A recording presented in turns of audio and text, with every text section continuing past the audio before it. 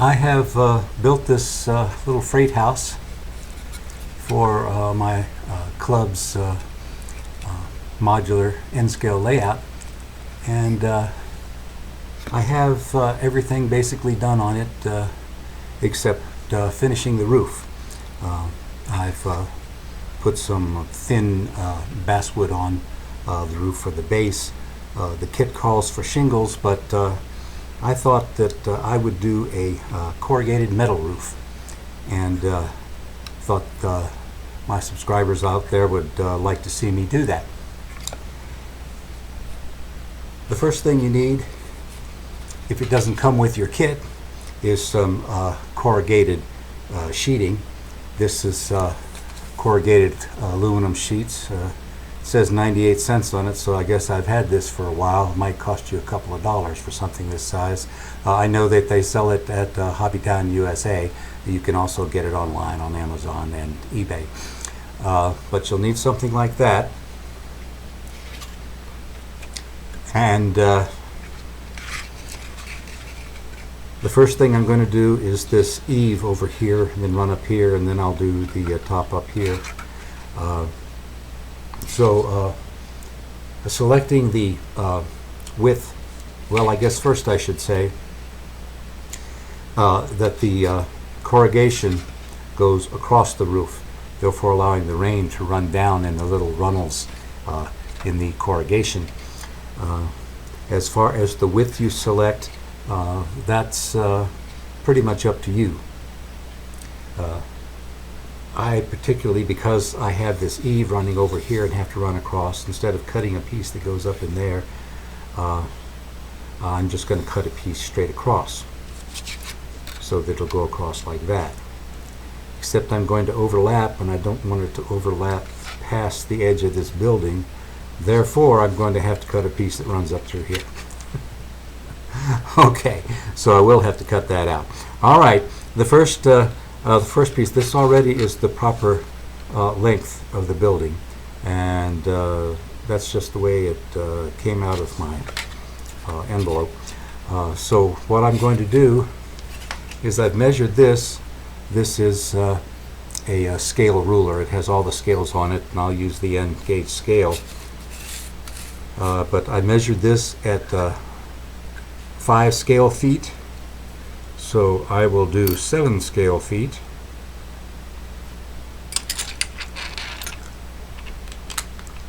And mark it. And 7 scale feet. And mark it.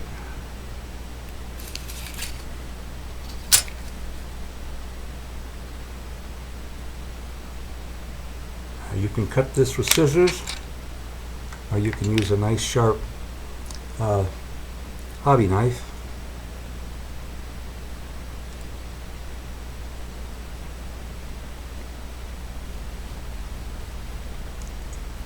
And the thing about the hobby knife is you don't have to put any ink marks on it. Okay? Now I can cut it with the scissors. And I don't have any ink mark to dwell with. Alright, so there's my first piece, and of course it doesn't fit up in there too well, so I need to mark the spot where I want to cut it, and that's right there. And I did this at 7 feet. So now I'm going to mark it at 5.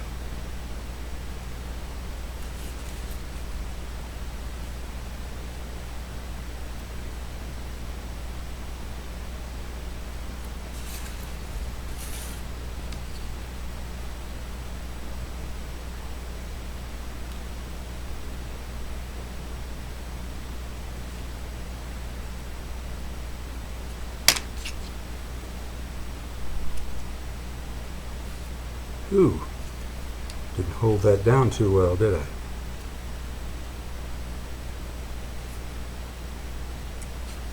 Up a little closer. There we go.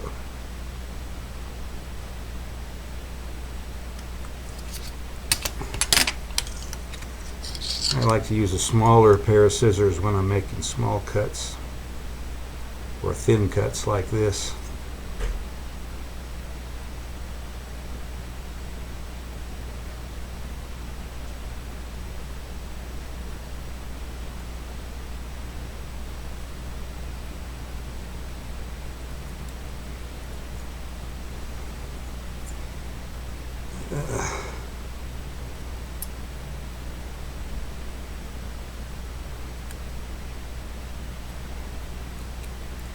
Alright.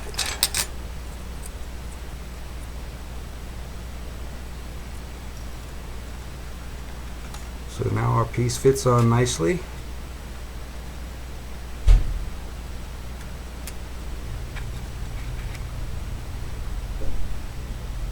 So I'll cut the next piece because I want to stick these all down at once because I want to apply all the glue at once. So the next piece will be right here.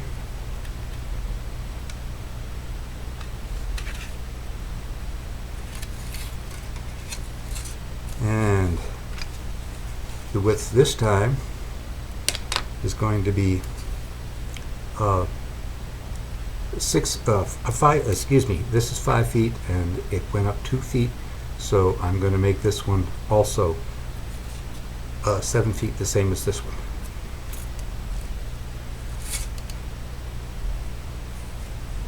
There's my mark. Oof. Well, do you see what I did?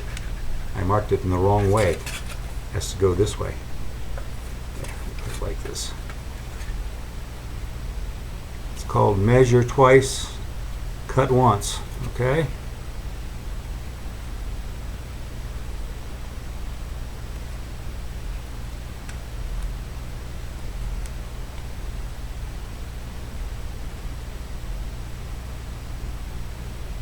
All right.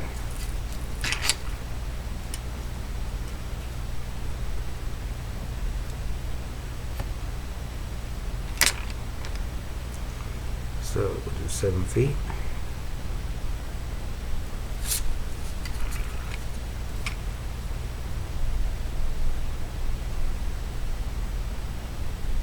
And 7 feet.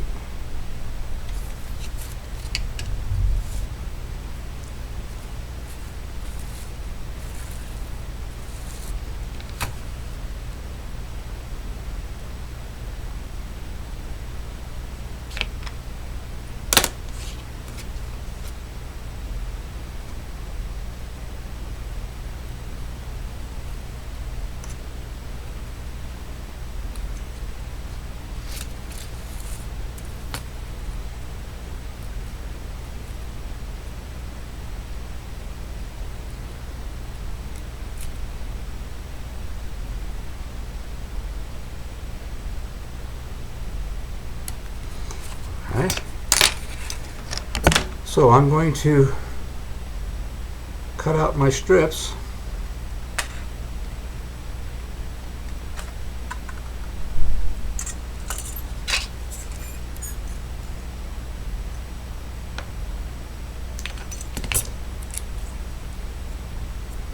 And place them on here. As you see, I need one more up here. And then I'll cut the same thing for the other side and cut the pieces to go across here. And as soon as I have all those pieces cut, I'll get back to you. I have completed cutting my strips. Additionally, I cut a crown for the top. This one is 4 feet, and then I scored it down the center and folded it over. And as you can see, this piece will fit right over here to cover where the two sides come up. So the glue I'm going to use is Aleene's Tacky Glue. I like to keep it standing upside down with this little piece here that keeps the glue up near the nozzle. I don't have to wait on it. I'm going to squirt some in here. Aleene's Tacky Glue is not coming out. There it goes. It's nice and sticky so it can put down, but it doesn't dry rapidly, giving you time to move things around. I better get this out.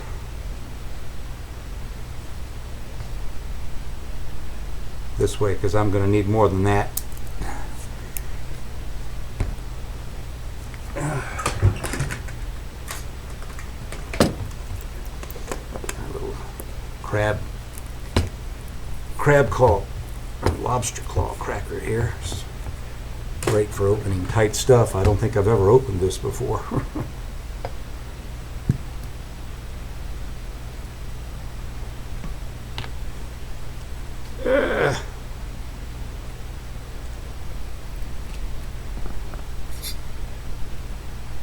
Looks like I'm just about empty here. Time to get another one. I have another one in the garage. So, we're going to apply it with a normal regular paintbrush. I have some water here because we want it to be fairly fluid. And I'm going to put it on fairly thick. The reason being, the metal is corrugated and it's not going to, we need a little bit of glue to squeeze up in between the corrugations.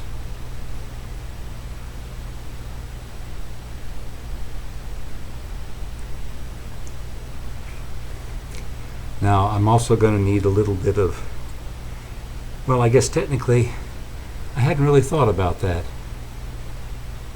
Because the sheets are going to overlap, I was going to put some at the top of the other, but I guess I really don't need to do that because where it's attached to the wood behind is going to be plenty to keep it in place.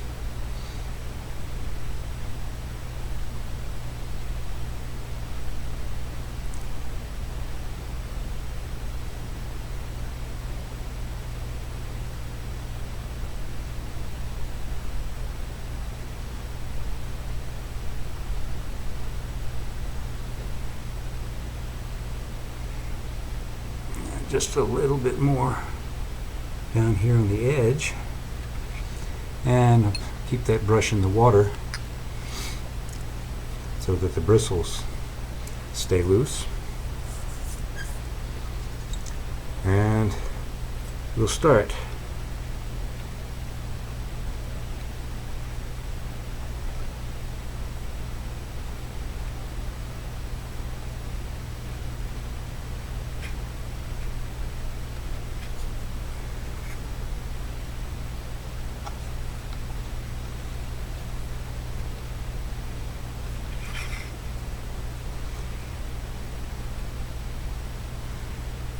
The next piece. Now the corrugations are going to have to match, but I'll bring this over and I'm overlapping 2 feet.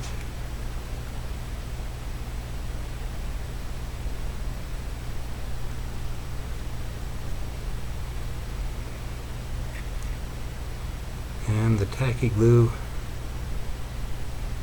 is holding it nicely in place. Looks like I need just a little more glue.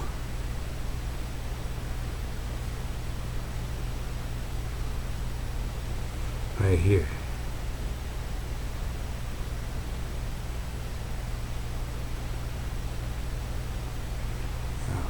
Okay.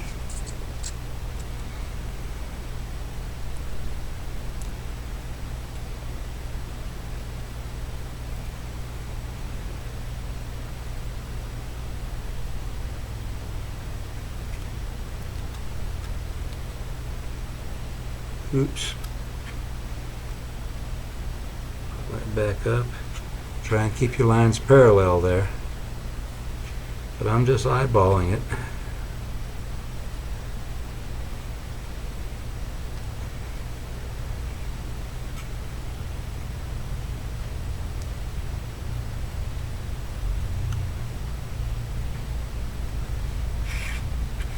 I need a little more glue right there.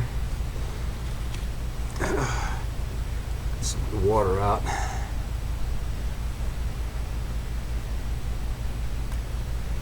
There we go.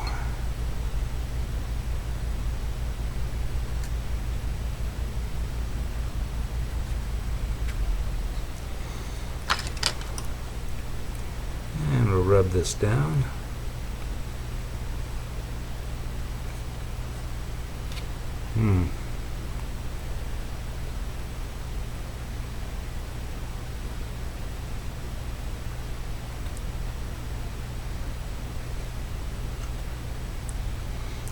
Okay.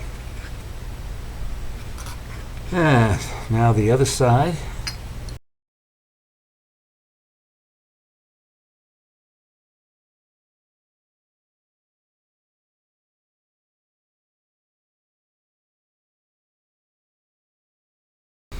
Not sure why this one piece keeps popping up.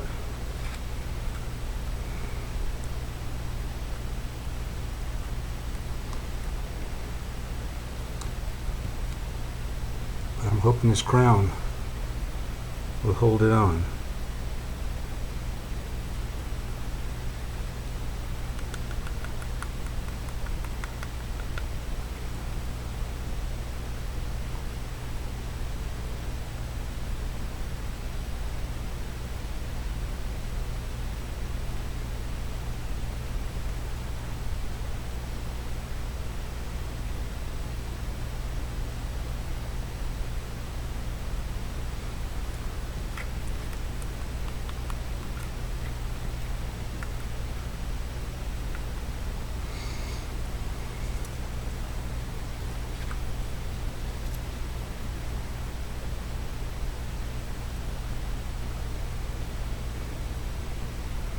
So we'll put a little glue in the crown.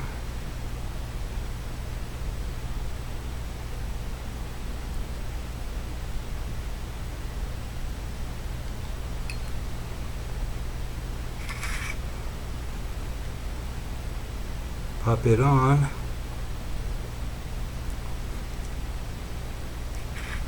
And that should help. That's sticking real nice.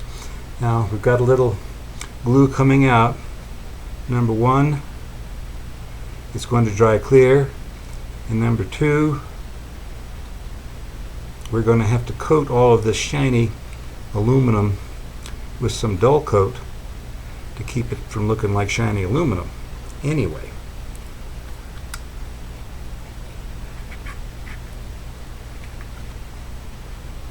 So, I will finish this part up here, and also I'll keep an eye on this as it's drying to make sure everything's down nice and tight. You might be able to notice that we have some edges coming across. Well, that's easy enough to cut off later. So, I will get this part of the roof done. And when that's done and the glue is dry, we can start with the weathering. Now that the roof is complete, we need to weather it. Right now we have this shiny aluminum. Maybe it's a little dull in places where some glue got on it. But we need to dull everything, and what I'm using is Tester's Dull Coat. This is an alcohol-based product, so you'll need some mineral spirits to clean your brush. And also don't forget to shake it, because the dulling part separates from the base liquid. So we'll take all this shiny aluminum and we're going to coat it with the dull coat. And not only will this cut down on the shininess of the aluminum, but it will also leave a surface that will take the weathering powder a lot better. Things don't stick to metal quite as well as they do to other surfaces like wood.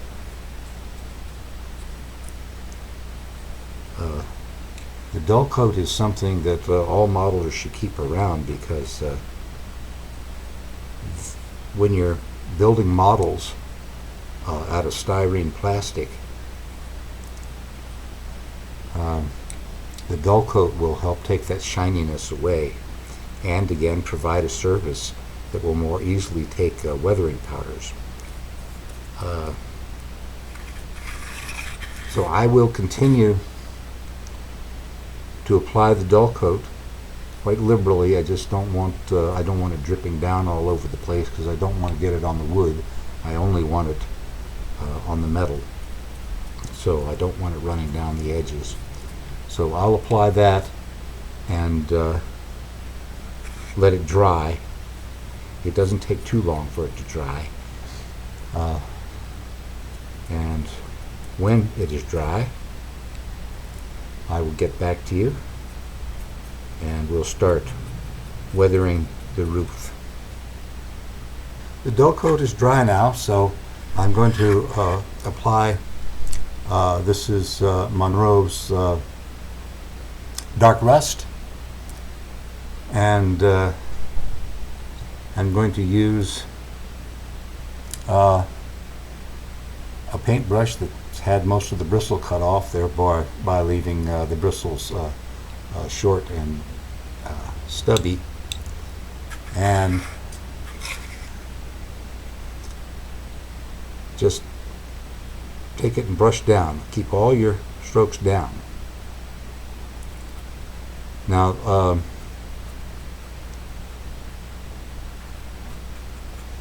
don't approach this with a plan of where you're going to put the rust.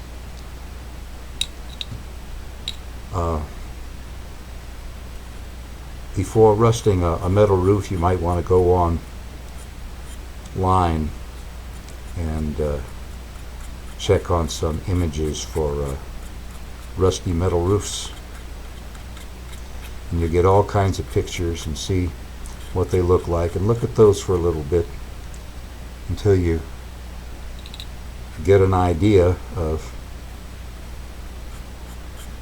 how the rust forms on these roofs. Basically, it's by the rain running down. That's why you keep all of you don't go across this way, because the water doesn't go that way. Go the way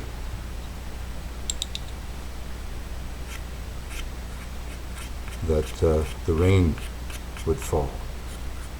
Now this is the lighter part of the rusting. There'll be some darker rusting where there was more water later on, but that's done a little bit differently.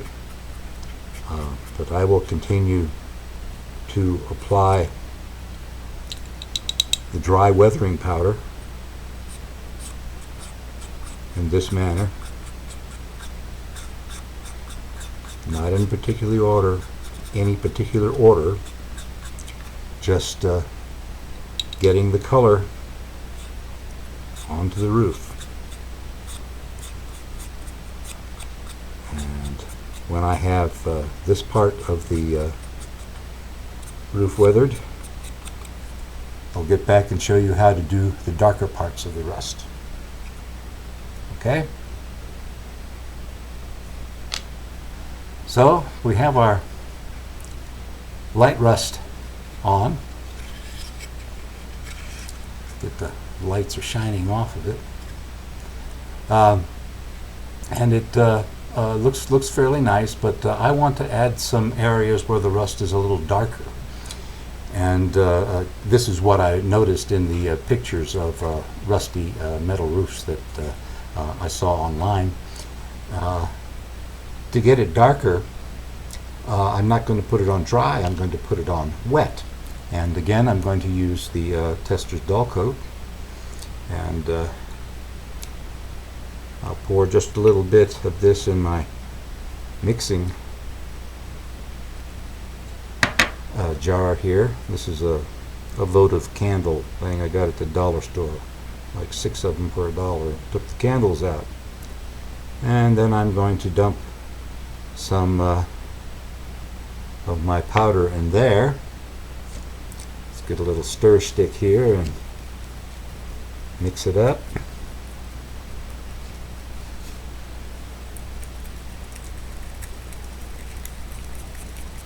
Get a good mixing.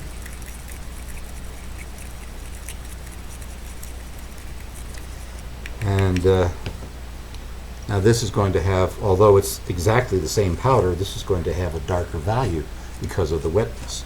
And then that will lighten just slightly as it dries. Now the way I'm going to apply this is not very much is going to go on here, but where I'm going to put it is right here where the overlaps in the metal are, because as the rain comes down, when it's light, it will kind of collect on the edge before it drips down, and we get more water accumulation there, and the more water, the more oxidation, the more oxidation, the more rust.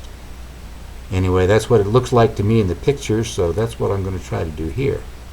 So I've got a nice pointy small brush.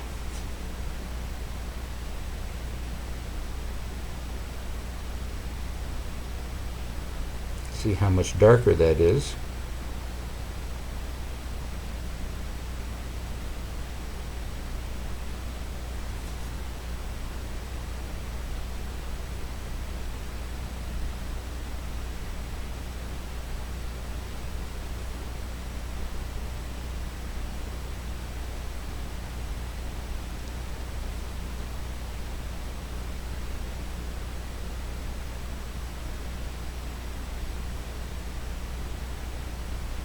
Again, keep your strokes going down.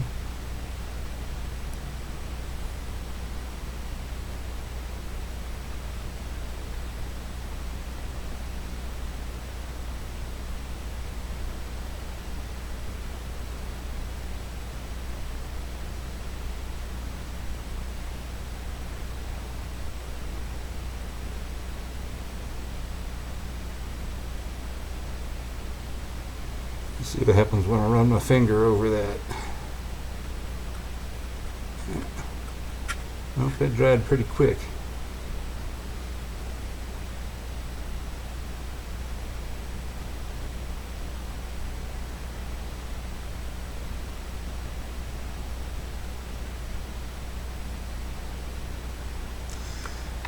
Okay. Open my dull coat here and get some clear dull coat on the end there. See if I can pull out that dark edge and make it a little lighter. Okay.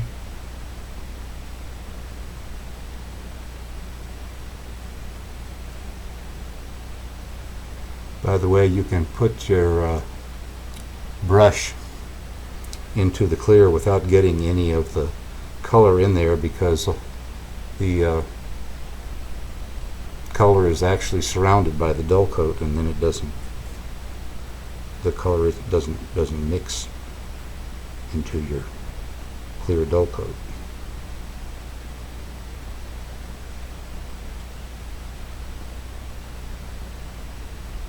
Okay, I'm kind of happy with that. Get a closer look as we go here. And I will continue to do this. Now, by the way, if you're happy with just the light coat, well then, leave it at that. This is your model and your layout, so you do what looks good to you. And I will continue to put this dark up here dripping down from the overlaps, and I will do this on the entire roof, and I'll get back to you. The final step for weathering the roof after everything is dry, I'm going to stop using the one with the really short bristle, and I've got another one. You can see the bristles are a little longer, so it's a little softer, because we're not going to do any grinding this time. Just take the powder,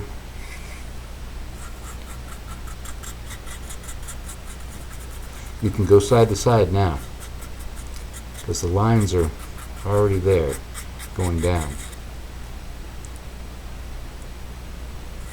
And this gives it a kind of blending.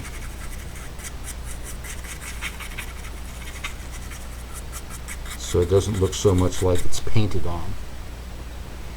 You still want to give the impression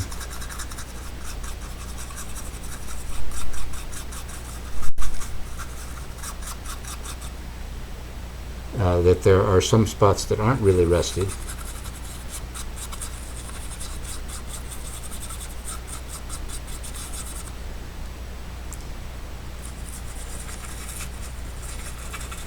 So kind of keep up through here and don't get down in this area.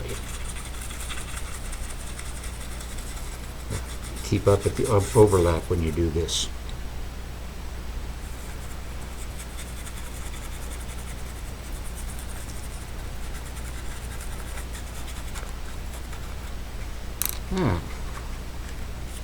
Brush off the excess.